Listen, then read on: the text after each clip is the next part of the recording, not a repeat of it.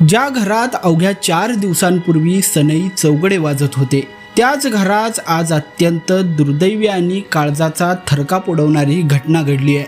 लग्नबंधनात अडकलेल्या नवविवाहित युवकाचा आणि त्याच्या आईचा पुणे मुंबई द्रुतगती महामार्गावर झालेल्या भीषण अपघातामध्ये जागीच मृत्यू झालेला आहे. या अपघातामुळे पुरंदर तालुक्यातील वीर गावावर दुःखाचा डोंगर कोसळला असून संपूर्ण पंचक्रोशीत हळहळ व्यक्त होतीये. मिळालेल्या माहितीनुसार गुरुवारी दुपारी 3:30च्या सुमारास खालापूर टोलनाका परिसरात हा अपघात घडलाय.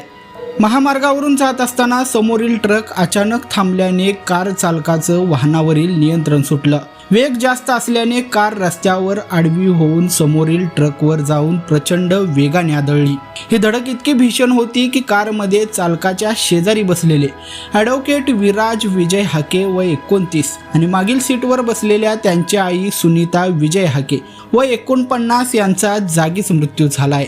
सुदैवाने या भीषण दुर्घटनेतून विराज यांची नववधू आणि कार चालक गंभीर जखमी अवस्थेत थोडक्यात बचावलेले आहेत. ॲडव्होकेट विराज हाके यांचा विवाह अवघ्या 4 दिवसांपूर्वी मोठ्या उत्साहात आणि थाटामाटात पार पडलेला होता. घरात अजूनही लग्नाची लगबग आणि आनंदाचं वातावरण होतं.